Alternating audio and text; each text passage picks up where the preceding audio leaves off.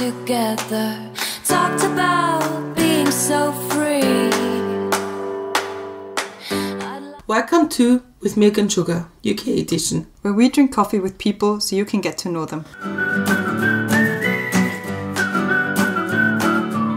Today we're gonna release the second podcast of our recordings from the UK in December. And the first podcast we did was with Dave, and you could listen to it a few weeks back. And that was really cool. And the second part now is going to be, or was, with Ian.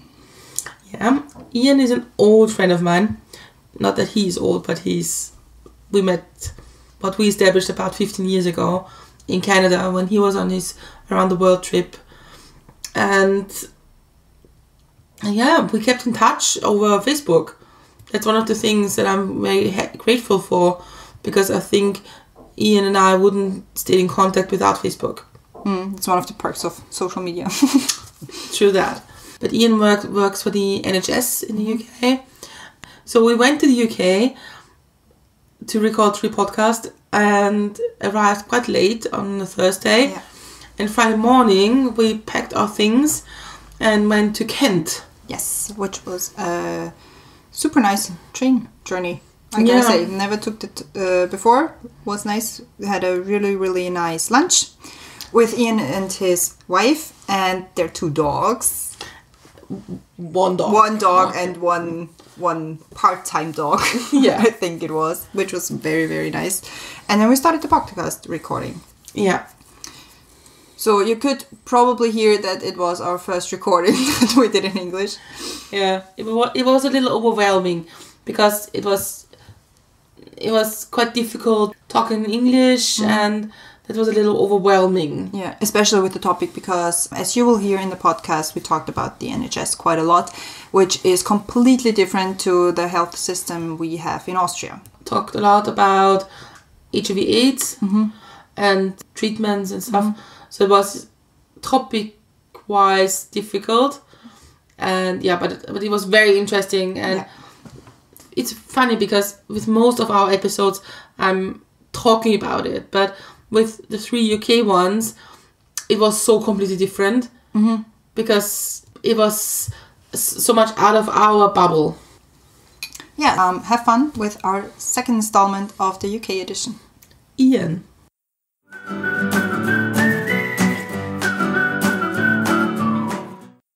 Welcome back to a new episode of Mit Milk und Zucker, or maybe we should say With Milk and Sugar for now, because we're starting our international theme this week.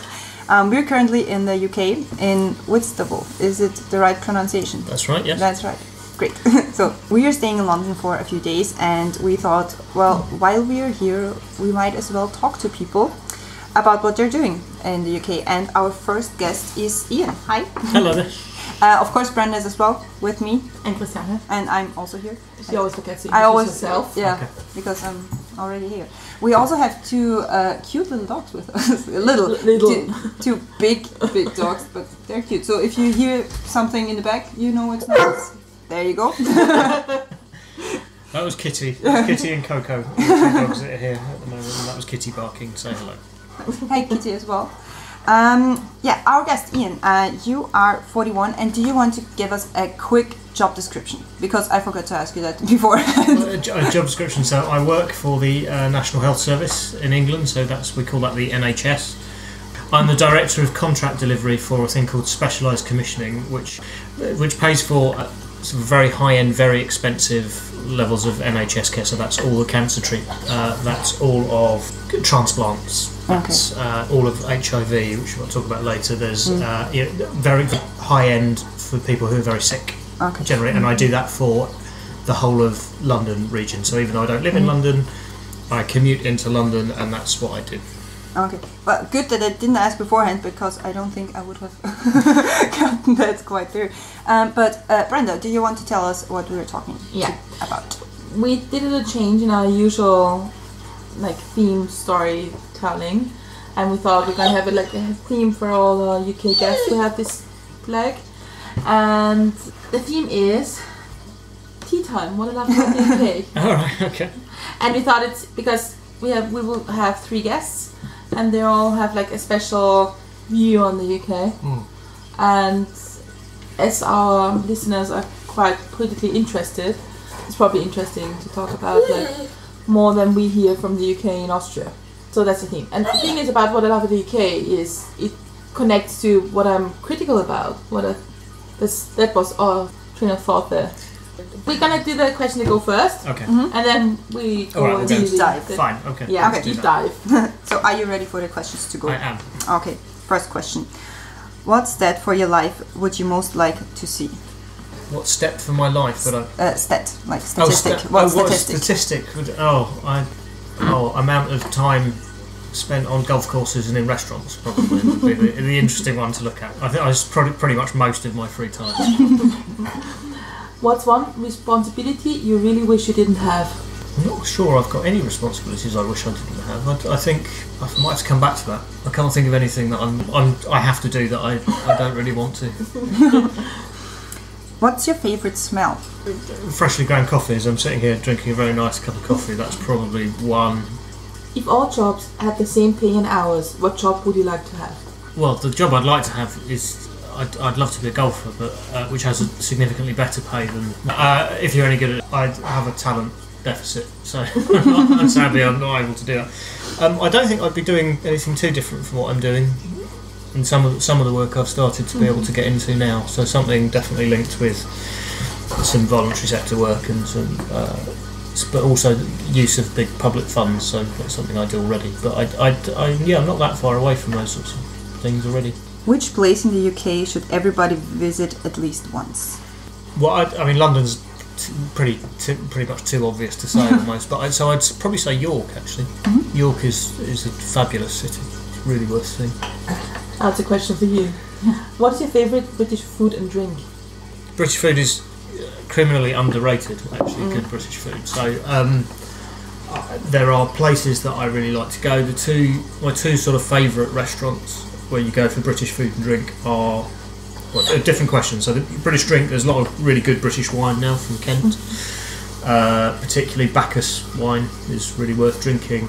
And food-wise, there's a restaurant in Wandsworth, which isn't far from Victoria Station if anyone gets here, called Chez Bruce, which has always been consistently the best restaurant in London from my point of view.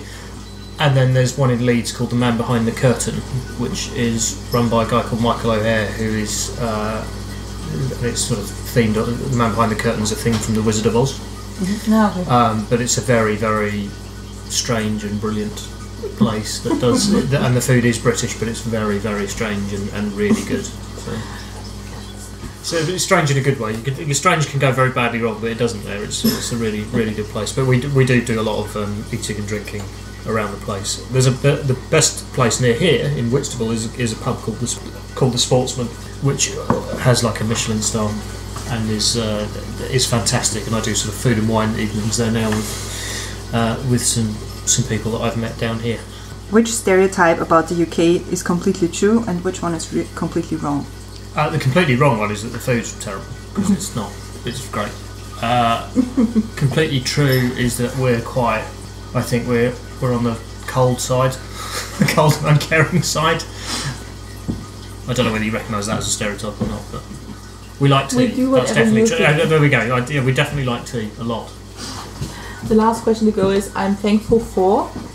There's lots of ways to answer that question. I think I am thankful for the dogs, yes, okay, all right. I'm thankful for, although slightly suspicious of being a sort of greying white man with lots of privilege. So I'm very grateful for that. I wouldn't want to... But I'm aware that it has a lot of... There's a flip side to it, which is that everybody who isn't that has a bit of a problem.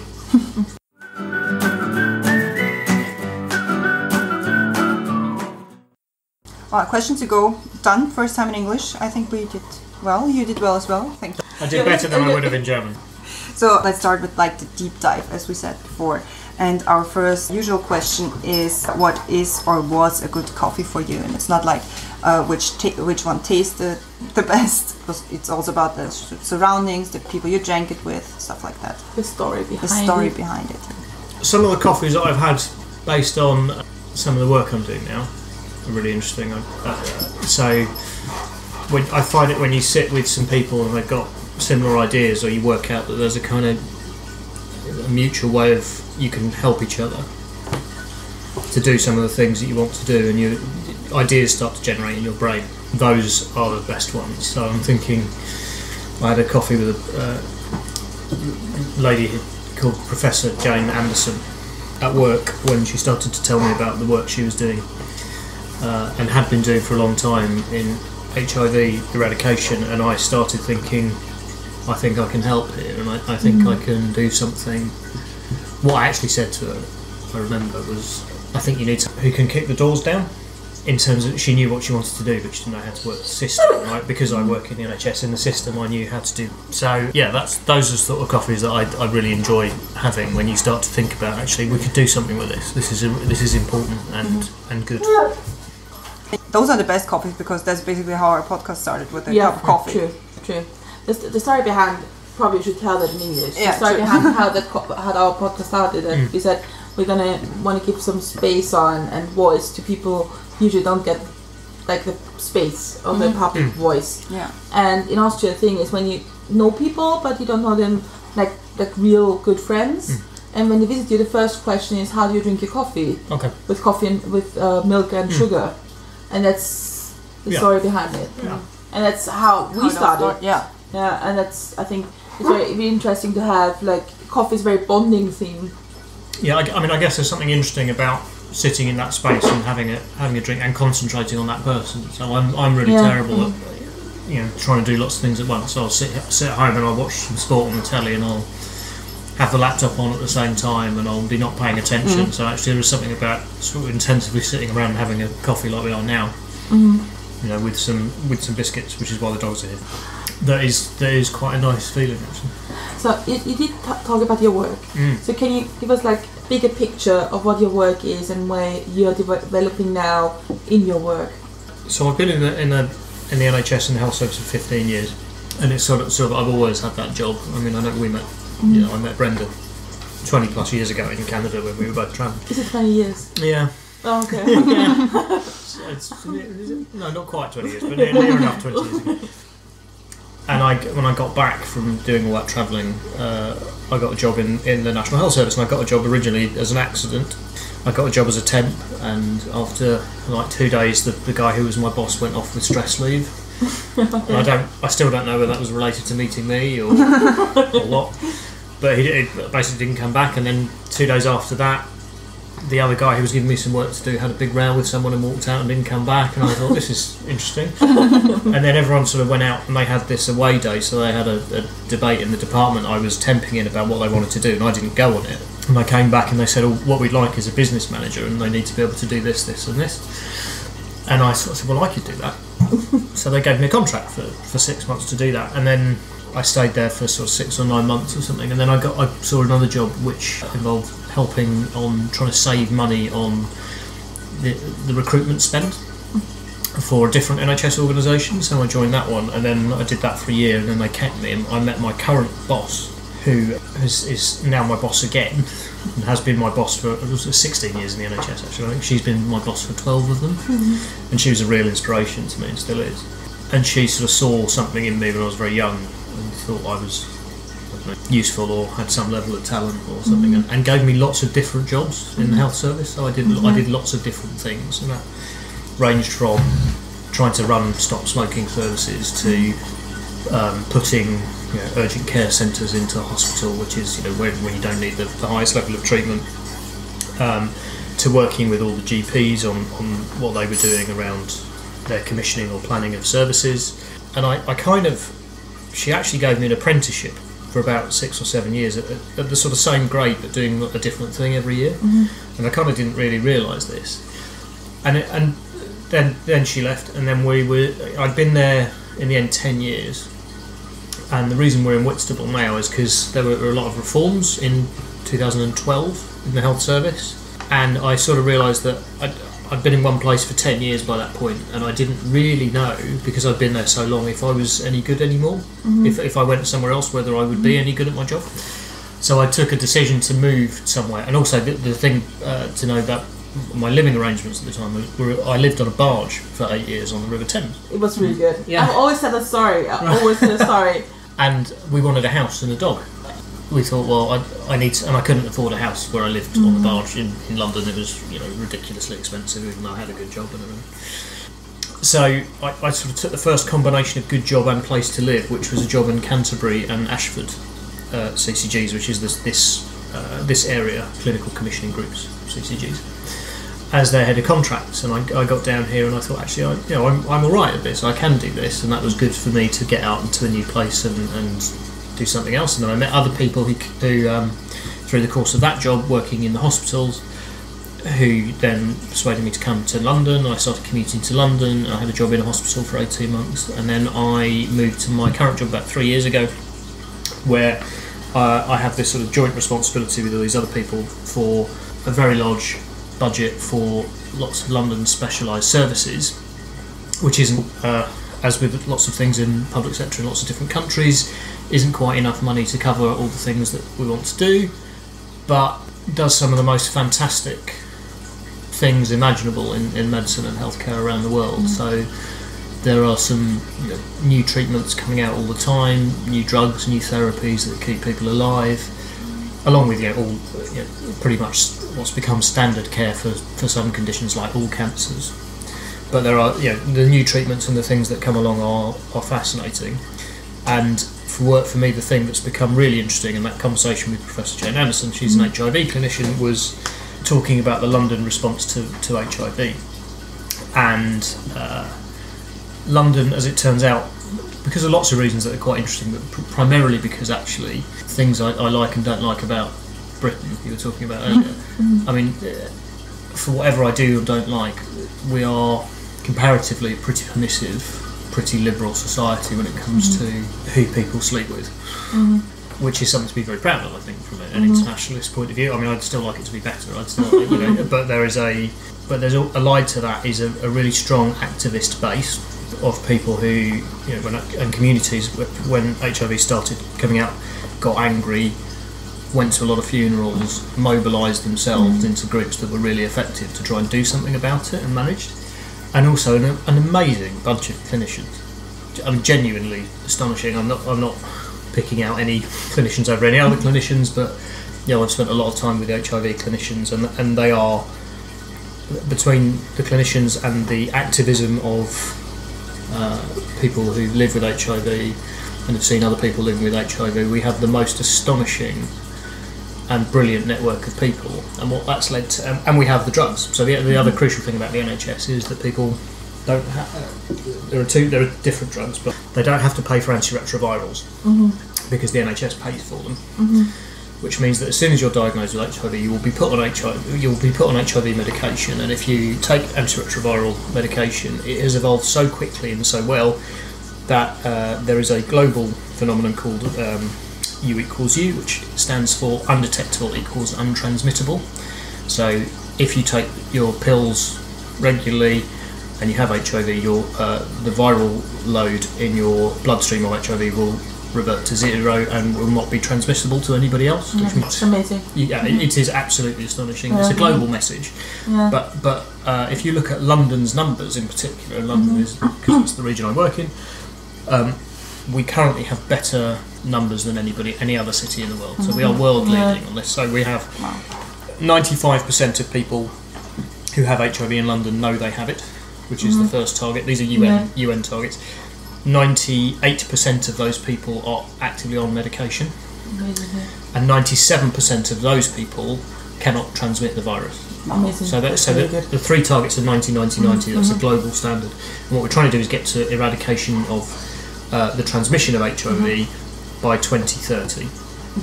And London should, in my view, London could be a lot quicker than that and should be a lot quicker than that. And we have we've been able to work together across not just the health sector but also social care, across the Mayor's office and a body called Public Health England, which this is the intricacies of how health and social care work in the UK are very, very complicated. The weird thing is, I think it's internationally the same. Right. Okay. That system is always complicated. Yeah. So, but what we've been able to do is work together because of an initiative called Fast Track Cities, which is a UN AIDS initiative. London wasn't actually one of the first signatories to this. We were relatively late, but it was something that people wanted to do, and it was useful for us to be involved in that because it actually gave us a framework. It doesn't actually give us a lot in terms of stuff, but it gives us a framework in order to have those conversations around the different organisations. And we were the NHS, so we were part of it. We were only a quarter of the, we were only 1/4 of the statutory organisations. There were 3 other statutory organisations, plus the whole voluntary sector, plus all the clinicians. And with any group of people that big, there are agreements and disagreements.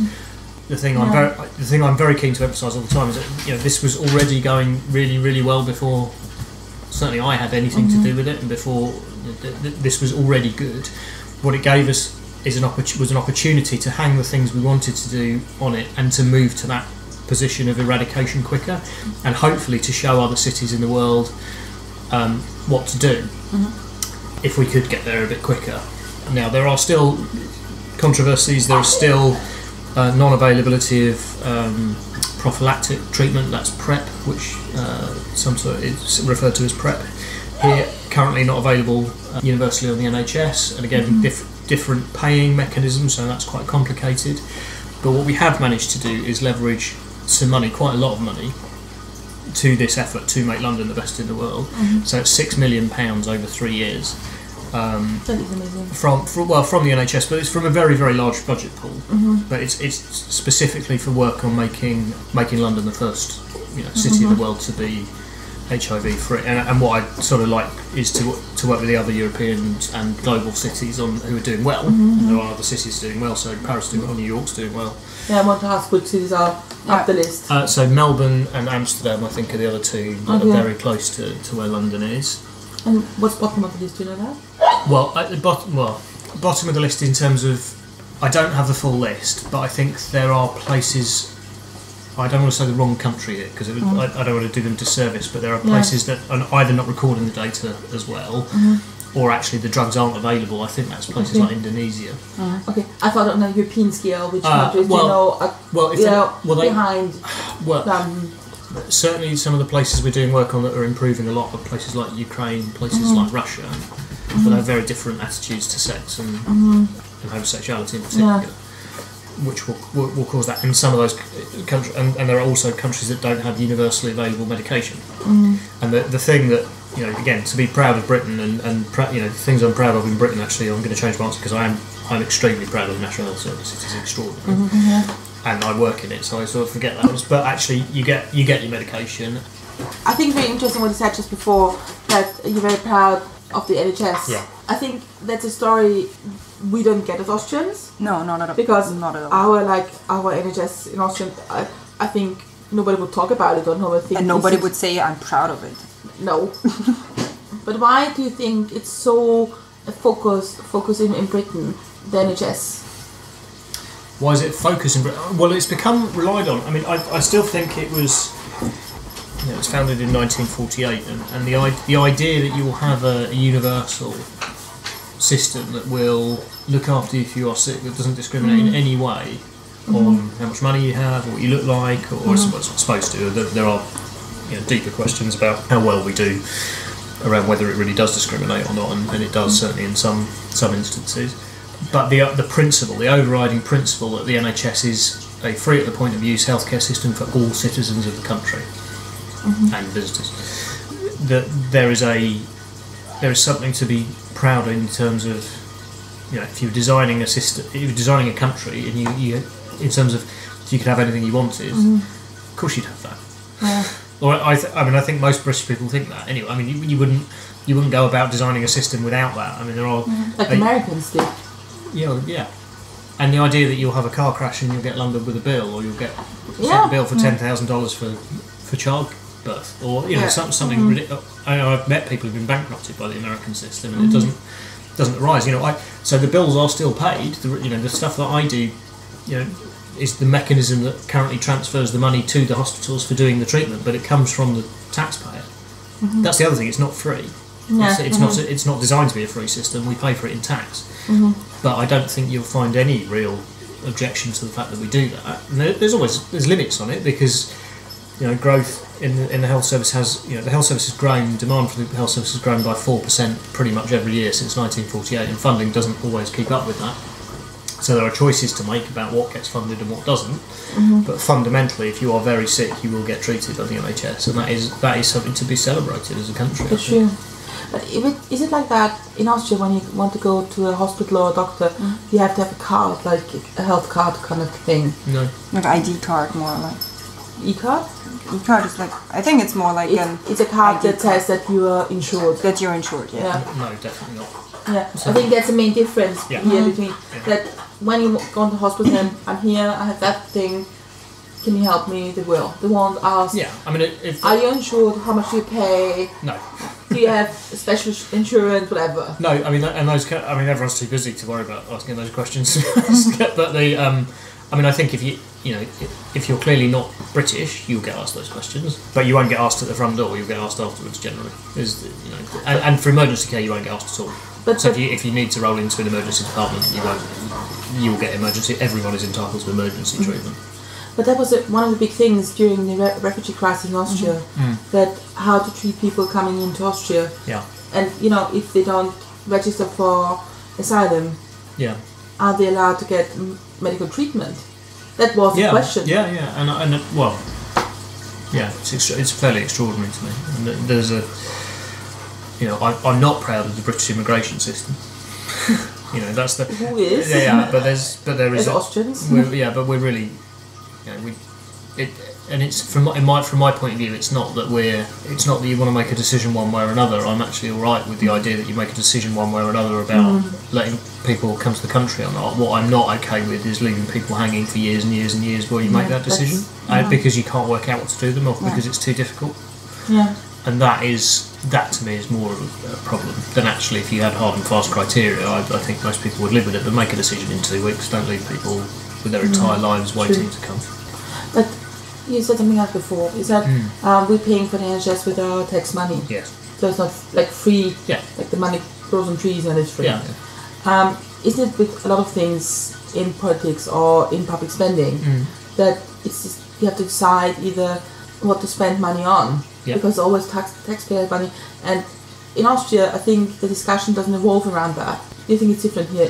So my thoughts on this are that it would be relatively easy, although it's never been done, to be more honest with people about how money is spent. So we do get something through the mail saying this is how your money is spent every year or whenever there's an election, but those issues it conflates. So they'll say that the largest chunk of the spend in this country, I believe, is wealth, what they term as welfare. But they don't mean welfare because they include pensions in welfare. So and the largest chunk of the spend is pensions, state pensions. So and that's not the same. So, but people think, we're spending too much on welfare. We've got people who aren't working. We should be paying out less disability allowance. And that's not the So and that's weaponised and politicised in a very odd way for me in this country. It wouldn't be difficult to say that we are going to spend, X percentage of 2% of GDP on defence, which is the NATO target. People talk about, and then you could say we're going to spend 10 or 11% on healthcare, and we're going to spend, and I think you could then increase or decrease that total amount. It would be easy for a government to say, well, these are the spends, and this is how we're going to do this. But actually, and this is beyond my level of economic understanding. But sure, if your economy gets better, you can have more money going into all of those departments. But actually, what happens at the moment is there's an odd combination of borrowing money as to who it's from and when it gets paid back. I don't understand. And there are decisions made, and austerity here has been the thing that's been happening since 2010, which is that we have to cut our budgets because we can't afford to keep spending at the rate we're spending. And that's really hit a lot of people very, very hard. Now, I don't understand enough about the macroeconomics of that, but I do understand that it's causing people enormous hardship, and we've had too much of it. Now, healthcare has been protected from that more than other places, so more than social care. So we have odd distinctions in this country. So if you have a physical illness or cancer or something very obvious, then that will be paid for by the health service. But if you have dementia, That's paid for by social care, and social care and council budgets have been absolutely decimated in the last few years. I mean, in a way that healthcare budgets haven't. Is there a reason why it's like separate pots of money where it comes from? I imagine it's historic, and I don't know what the reason is that dementia is considered a non-med. I mean, it's it's pretty clearly a medical condition, but it's not.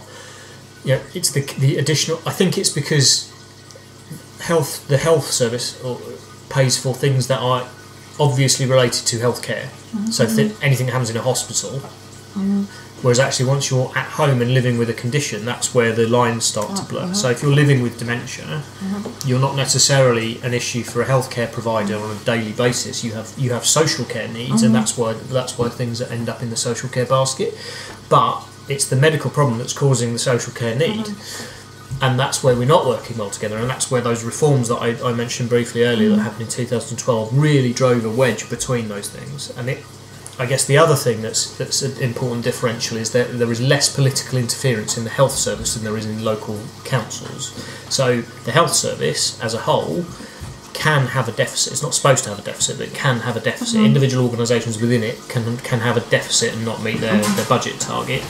Councils cannot. So councils cannot run a deficit by law.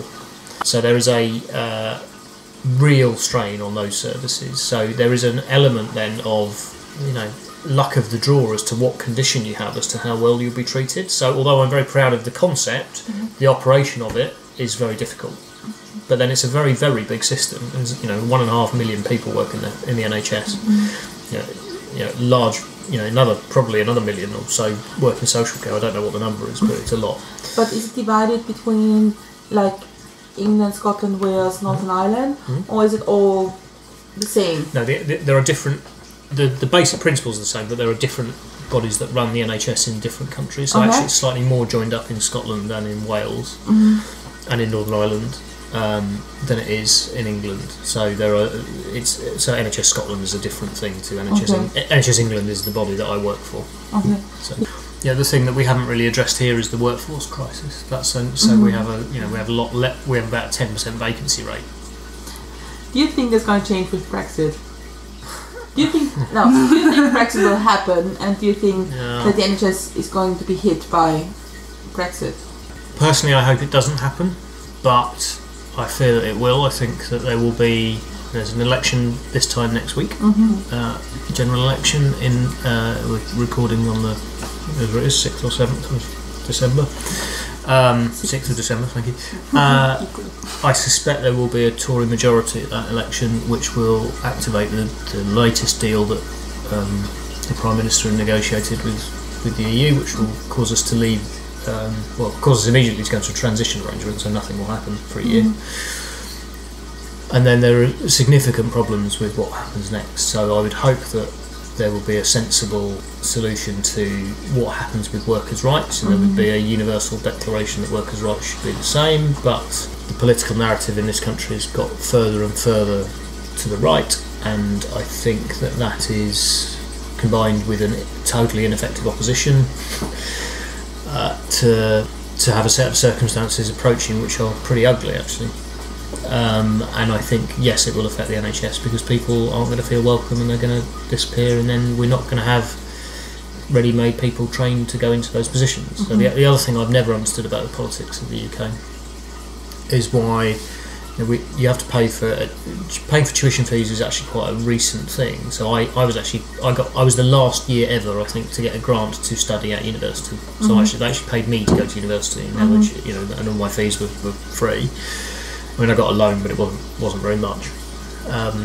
Now you have to pay £9,000 a year to go and study at university. It doesn't matter what you're studying, and then you have to take out loans to do that, most of which don't ever get paid back. So that's a very strange system as well. What I don't understand is why we're not offering absolutely free education to people who the country identifies it will need in the future. So if we know how many doctors and nurses we need. I mean, I don't know, so don't ask me questions about that. But as we've got demographic information that says we're going to need this many healthcare professionals. What I don't understand is why there's not some sort of communication between the Department for Education and the Department of Health that says we need this many doctors. And you could widen that to we need this many engineers. And if the country needs them, then we shouldn't be making people pay for their own education, true. especially given that you know people are generally very loyal to places like the NHS and won't just get their qualifications and then run away. That's not what happens. You could tie people in for 10 years after they've trained and say that if you leave in the first 10 years, you have to pay it back. Or a question for contract. Yeah. So I think there are glaring and obvious things that we could do as a country that would make the country better in 10 or 15 years, but we have a very sort of short-termist view on the way we do things, which is quite unhelpful. Yeah, but I guess there's a point. It's the same in Austria. I think the same in most European countries, because you have election periods from 4 to 5 years. Normally. In Austria, we tend to elect every 2 years. Right. Well, yes. I mean, we have a thing called the Fixed Term Parliaments Act that came in 2010, which was supposed to guarantee we only have an election every 5 years. Yeah. We're averaging about 1 every 2. So. Yeah, but I think when you have like these short turns, then politicians tend not to think about politics in a 10 years frame. Yeah, no, and that affects my work as well. So the NHS is very bad at doing longer term planning, because we have a 10-year plan, which is the cornerstone of what we're supposed to be doing, but actually each individual budget is set on a single year basis, and everyone has their targets for that single year, which stops you doing things that aren't related to getting to financial balance for that year, which I get, is important, but does stop some of the bigger things happening. And I think that's just a different expression of the same thing here, isn't it? Which is that actually, and that's where things that I think would be universally popular are not really being considered or put through, because there's something more important at the time. But actually, there isn't really anything more important than how many doctors and nurses and social carers. And I don't think the financial problems of the NHS are actually as big as the workforce problems that are going to be created. We're going to have care is only available if there's someone to give it. We can have all the machinery in the world, and we have lots of very good machines. If there's someone to sit there and operate them, or people to provide the care for a rapidly growing ageing population, we keep people alive for a long time now. And they have increasing health and social care needs, and we need a big enough workforce to deal with it. Yeah. I have a second question, a big question out of 4.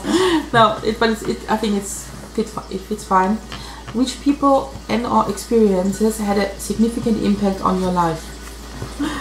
People have had a significant impact on my life. Yeah.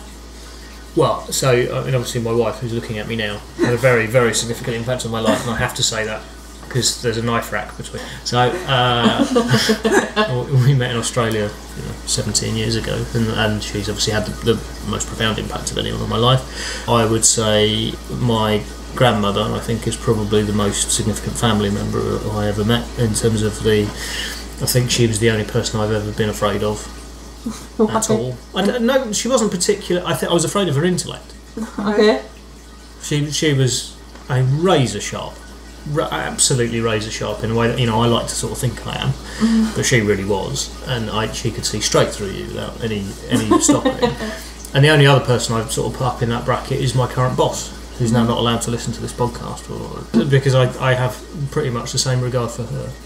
I seem to be generally drawn to sort of strong female I was just characters. about to say that there's a pattern there. Yeah, and I don't think that's accidental. That persists in some of the and is noticeably sort of absent from some of the decision making that happens in my current work organisation, because lots of the people in the organisation look like me, and for those who can't see me, I'm rapidly greying,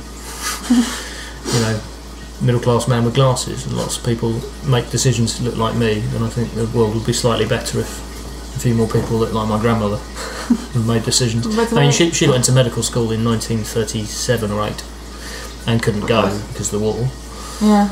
But that's the level of intellect that she possessed. And what did you do then after the war? She was a chemist. She was an industrial chemist, and then she was an accountant. My granddad was a teacher, because that was a calling and a vocation really. For him as a physics teacher, but they were the most sort of profound influences, I think. You mentioned before, and Brenda told me the story, you lived on a houseboat? Yes, we lived on a barge. Yeah, of course, yeah, we're very cool people. How? Yeah, right. How does that happen? Well, we made what turned out to be a spectacularly bad financial decision, because house prices in London in 2005 or 6 or whenever it was were incredibly high. And I thought, well, I can't stay this high. so we should get a boat for a bit. We can live on a boat. I like boats. I find it very calming being around water. And this is a sort of replica Dutch barge that we found in Twickenham, and we bought it, and it was a lot cheaper than a house was, but actually it cost us a bloody fortune in the end. And but it was great. We lived in a much nicer place than we would have done otherwise. We lived in a place called Strawberry Hill in Twickenham, which sounds nice, isn't it? Actually, but it's pretty nice. It was nice. So it is nice. Yeah, it is lovely. And I played golf there and met lots of friends, and I still go around there quite a lot. But and I thought, well, we'll live on this for a few years, and then house prices will have come down, so we'll buy a house. And then by the time I left, the house cost about £1 million in Strawberry Hills, so they were out of range. But it was a very cool thing to do. It was a nice lifestyle. There was a lot of people who sort of looked after each other. It was very, very safe. It was a sort of island of 39 boats, I think it was, and everyone sort of looked out for each other. And it was a nice bit of the Thames, a nice suburb. So it was quite cool. We had some good parties. I can imagine it was pretty cool, like really, really cool. But I can't imagine like how is like day-to-day life on a houseboat, because in my imagination, like in Amsterdam, where you have this big long boats and then it's just one long. It was like a sort of small flat. It was like a 1.5 bedroom. But is it any is it really significantly? It was different. Not significantly. It was other than in the middle of the night, your house would smack into a wall sometimes, because that's just what tides do. So you get a really windy night and you'd suddenly be going bang. But you got used to it after a while. And then when we moved here, there was a very small earthquake quite soon afterwards, and I woke up with a sort of slight weird feeling that I was still on the boat. And I'm sure I live in a house now. But it was a very similar sort of juddering of the that we used to get. But no, there weren't too many negatives. I mean, most of the negatives, we lived under the flight path, so it was quite noisy. So we lived under the Heathrow flight path. But no, it was good fun. But yeah, we wanted to get a garden and a dog. Really, that was the main driver for moving. And now we. Yeah, when you moved here and you took your houseboat away from Twickenham, you drove it through whole of London. Right? Yeah, we did. We sailed that was amazing. I saw it on Facebook. It was so good. Yeah, we hired a skipper, and we'd never moved it before, mostly because I wasn't willing to unplug the satellite dish and all the sports channels, which I have to watch all the time. So we'd never moved it in the 8 years we were there, and then we couldn't sell it where it was because there were issues around the transfer fee that was being requested. So we sailed it down to Rochester. So we sailed it through the Thames, and we hired a skipper, and we stopped in Chelsea overnight, Chelsea Bridge, and then we got the first light in the summer, and we sailed it all the way through the Thames before any boats were moving, and it was absolutely stunning. I mean, it was, and you can do that. I mean, you can hire a boat, and I think, and just go up and down the Thames at 5 or 6 in the morning in the summer, and it was just the most extraordinary sight. And then it was brilliant. All the way through central London was fascinating, and out to we went out past the Greenwich Dome, and then you sort of not very much, and then you get to the QE2 Bridge, which is a massive bridge, which is where the Dartford Crossing is, and then it was about 8.5 hours of absolutely nothing at all. I mean, there was just, you don't realise, and it's not a very big island, the UK, but you just realise there's lots of absolutely nothing on the sides of the river. So we sailed up the Medway and seeing not very much at all, which was quite strange. And then we got to our new berth, and it was it was nice. But that was a cool day. Yeah, we've got some good videos of and a great picture that Di took standing on the roof as I was sort of steering my own house under Tower Bridge. That's amazing. Yeah, it was a cool day. You talked about your boss. What I find quite interesting when you have such a person you look up to work-wise, do you try to be this person for somebody else? Not the same way. In your way. Yeah, because I couldn't. There are things that I don't. But I try and be a reasonable boss. I don't. It's quite difficult to say what I'd like to work for. You have to ask some of the people who work for me. But I think most of the stuff I do is centred around trying to be a reasonable human, but also trying to. So there's a few things that are really important. Being kind to people is extremely important, and having as much fun as possible is extremely important. And there's a balance of those two things. And I think that being kind isn't. We had a terrible situation at work recently where a colleague of ours' child very sadly died, and that affected everyone quite profoundly, and more so people with children than me and the other, and obviously mostly him. We had to try and work out a way of of working around that. And again, the most important thing was to try and be kind to people. But also the other thing was that we made some adjustments in the office about people being able to work more flexibly, which we'd always sort of talked about but never really meant. But actually that was partly going, well, what are we doing this for? Well, you know, if you just do, I've got another 20 years of this. Do I really just want to go in and thrash myself every day till I you know, because we all work hard, everyone there works hard. Or do we want to try and create some windows where people can do other things? So we created this sort of flexible working for everyone, and not everyone's taken it up, but the people who have are really benefiting from it, and I benefit from it because, you know, every couple of weeks, instead of going into the office for one day, I get to go and have a date with Di. It's my wife, by the way, just for avoidance of doubt. So yeah, on Monday we went to the movie rather than going to the office, and that matters. It matters hugely, and I get, and what matters more is that that's available for everyone, and it has to be available for everyone who works with us, not just some people who feel like it. And whether that will, you know, that might well, it may or may not restrict my future career options, but actually, I'd rather have the day doing something for myself and still work hard. And I'm pretty convinced that actually we've got more productive as a result of being nicer to people. So it's funny how that happens. But I don't try and sort of directly emulate. And also, I don't think I'll ever know as much about healthcare as Joe does.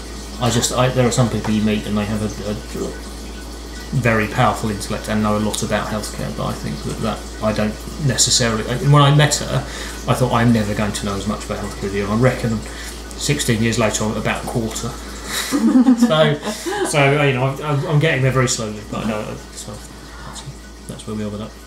You find your own area where you're getting your expertise in the HIV. Yes, and that's what I found was that what I guess I'd always been looking for, which was a way to use what I knew and to bring some of the stuff that I'd collected over all years into something that meant something for a group. And it happened to be HIV because there were the right preconditions for it to be HIV. So there were things that we could help. You know, I realised I could possibly get some money. Quite a lot of people didn't believe me, I guess, it was quite satisfying that we did get some money. But also in terms of how we're spending that money, we're spending it in a very non-National Health Service way. So we're spending £1 million, or half of it, £1 million a year for 3 years, on things that have to be led by the voluntary sector. So if you think about, and this is where the work that I'm doing now is important and transferable, because I think that there is the voluntary sector, charity sector, the independent sector, whatever you want to call it, exists where public services do not, or they exist to enhance what is there from public health services. And that's almost how they form. There's a gap that is created because something is missing, and the charity or whatever will come and form to fill that gap. And then what happens in the public sector is quite often we just ignore that. We pay no attention to it whatsoever. And what we've tried to do with this, because I spent a lot of time talking to the charity sector in HIV, which is very active and very good, was say that, okay, well, let's make this half of the money flow to those organisations. Now that, unsurprisingly, didn't go down that well with some people within the NHS, because actually there's lots of things they could do with that funding, and they feel quite rightly in a lot of cases that they've not been funded very well for the things that they want to do. But the reality is, you know, it was something like 0.2% of the total London HIV budget is £1 million. It's a very, very large budget. So moving that towards charities and going, well, here are the criteria, and this is what we want you to do. And there are the things that we want you to do are quite specific. So we want you to, you know, I said earlier, we've got 95% of people who've got HIV know they have it in London. So the first thing I want you to do is find the other 5%. Now, I don't know how to do that. And actually, interestingly, I was directly inspired to do that by a poet who lives with HIV, and I'm not very cultured generally, but I saw this poem, and I don't remember the exact poem, but it was Bakita, so I'm going to credit Bakita with this. And I was just in the audience when I was just getting interested in this, and she sort of said, well, the people you call hard to reach, I see every single day. You don't leave your office. And she wasn't addressing it at me specifically, obviously, 100%. But it really got to know. I just thought, oh, you're absolutely right. We need to do something about that, because actually, you know where to look, and I don't. And if I'm serious about getting to eradication, we need to find this 5%. And if I'm serious about finding this 5%, almost by default, you know, the NHS, as I said, we're doing better than everybody else. But we are perfectly designed. All systems are perfectly designed to do what they do. I think it's Deming or someone who said that. I can't remember. but there's we are designed not to find those 5 people. We have to try 5% of people. We have to try and find them some other way. So let's engage this massive, brilliant sector that is sitting here and see if we can get them to do it. So we're in the process of the bidding for that at the moment. So I'm quite excited about it. The second thing is to make sure that people who are diagnosed are medicating properly. So and they may well have an additional condition if they're not medicating, because actually, if you don't take your medication, something bad will happen. But there might be another reason. You might have a mental health difficulty, any number of reasons. But actually, how do we address that? And then the third thing is, how do you live well with that condition? How do you live if you're a person living with HIV? How do you live well with that condition, and how are we supporting that to happen? So those are the 3 criteria. The fourth one that overrides it is how are we going to get to communities that we're not getting to, which goes into our earlier conversation, because actually broadly those are not white middle class communities. So again, show us how you're going to do that, because we'll make that part of our scoring matrix, and that overrides it. But so that has got me thinking in some way. The other thing that's got me thinking about this is that I've become recently, relatively in February, I became a trustee of a mental health charity, a national mental health charity called Rethink Mental Illness. So I've been sitting on a charity's board, looking at the way that the charity operates and thinking, well, this is something that, this is a gap that the NHS should be doing something about, and trying to work on. So these things are starting to connect in my brain. But actually, if you take those criteria that I've just talked about for HIV, and you apply them to, well, we're doing a lot of renal dialysis because we're finding people with kidney disease very late, particularly late diabetics, apparently. So, if we take that model and go, right, okay, well, how are we going to find diabetic patients who we don't know we've got? How are we going to make sure they're taking their medication properly, and how are they going to live well with a chronic condition? And how are we going to find people that we, incorrectly call hard to reach? Same process. It's exactly the same process. And also, how are we engaging the voluntary sector to do that? Because we are not, whatever we are doing, for all the good work that we are doing, and everyone in the health service is doing a good job, we're not doing it well enough, and we're not engaging everyone well enough. So what I'm able to do in my current job is think about things in those terms. I don't have to just go through an in-tray and an out-tray. I've got to I've got to do my own job properly, which is to work with a lot of people on getting to a lot of contracts and deals every year. But actually, outside of that, I've got enough freedom to be able to think in those terms about how we're going to change the way subtly that we work on these really, really important problems, and how can we be really, truly world leading? Because actually, the reaction to people of getting involved in this work is either the people who've always been involved in it, who are just an unbelievable community to be part of, and there is a bit of me that feels a bit of a fraud because I'm quite new to it. And people have been working on this that I'm working with for 35, 40 years since it's been around. But I hope to be able to offer at least something into that conversation. But it also has ramifications for all of the other work we might want to do going forward. So I think it's a really exciting. It's the most useful I think I've been in my healthcare career. So I don't want to lose it, and I think I wouldn't be able to if I hadn't accumulated that knowledge from 15 or 16 years of doing it to get to this point. But those inspirations that we talk about, all sort of coalesce into, okay, well, how do we really make a difference here? And we really can. And I think that the idea, and actually it's so strange, because the initial reaction that I get when I tell a non-HIV related crowd how well London is doing on HIV is that they're amazed and they're ready to receive that information. And it's such a rare good news story.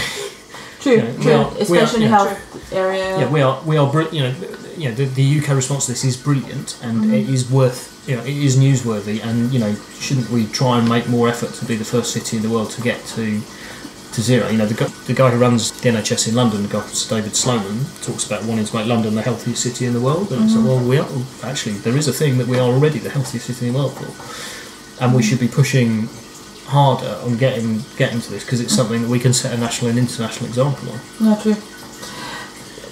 Christiane has the next interesting question. The next big question, and that is, what are you proud of? Well, I'm certainly proud of my work currently. I said that the trusteeship at the mental health charity is a really, really interesting new thing. So seeing things that are happening to, reasons for going into that in the first place, and the general prevalence of mental illness and being something that I care a lot about, and being able to do something with that, rather than sort of just sitting there and trying to work out what was happening, being involved with some great people. So I'm proud of my work. I'm proud of my home life and my house and my wife, and I mean lots of things really. I think I'm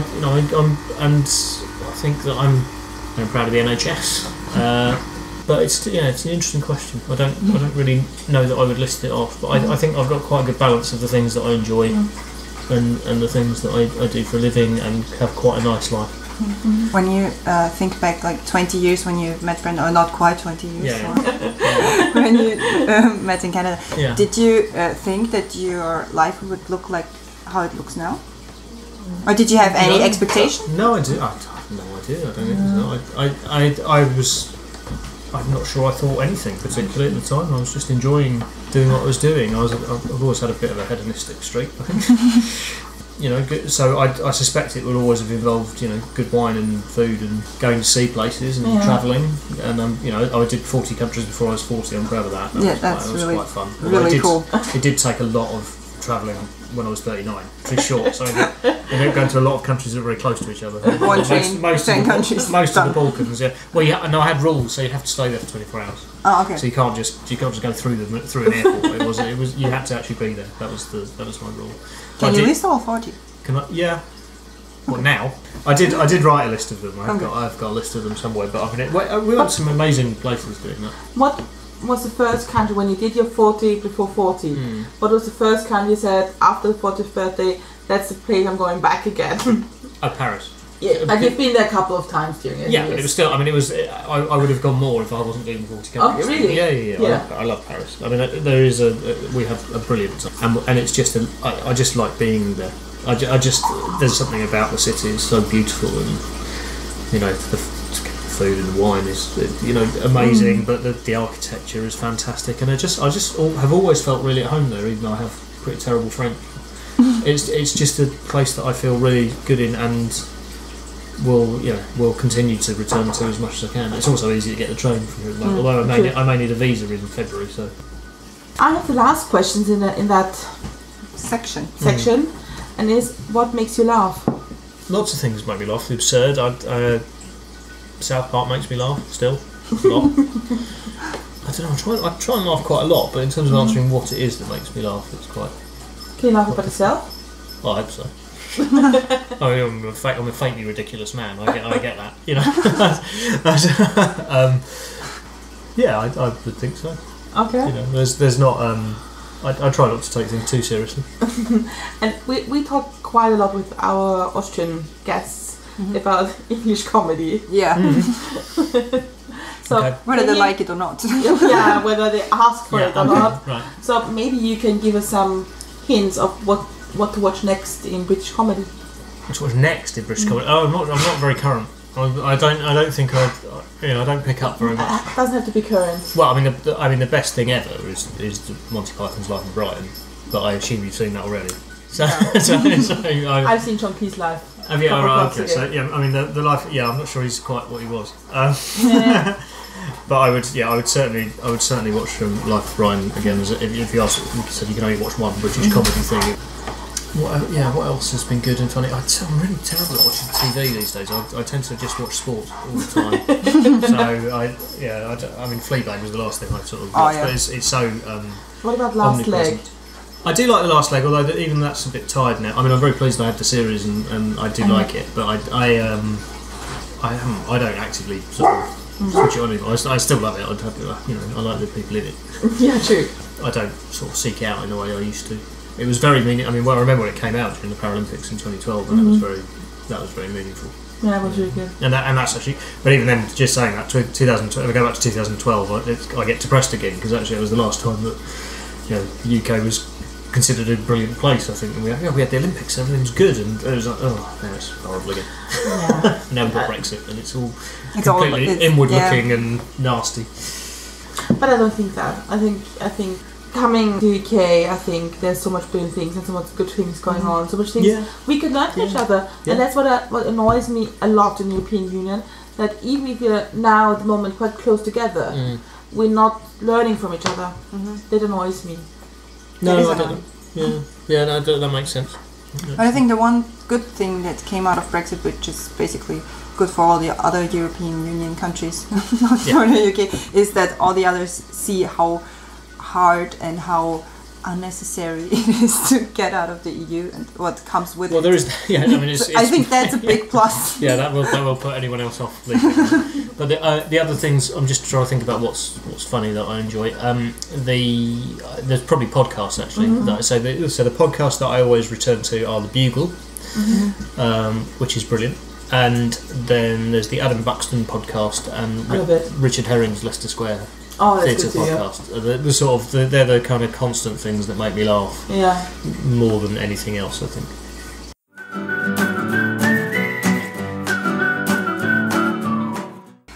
Unfortunately, we are finished. I have this one specific sentence that I always say in German. Yeah. We're at the end. It's not that special in English, I gotta say. But we have one last question for you before we say goodbye. Two last questions, true, before we say goodbye. She always cuts down my questions. Oh, okay. Yep.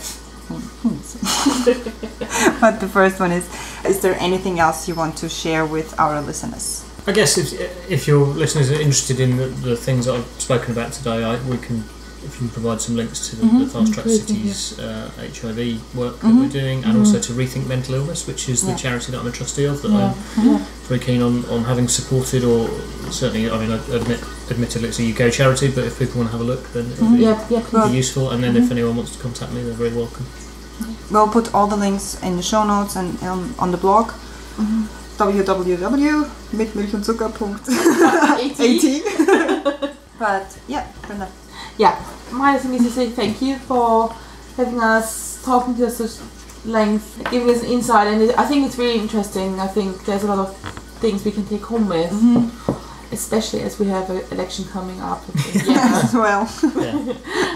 No, I think it's really interesting, and I think that's especially what I wanted to do, to learn from other people, from other things countries do, people do, and whatsoever. And my last question, my really last question is, how do you drink your coffee? I need to be able as it, just with milk. Sometimes black.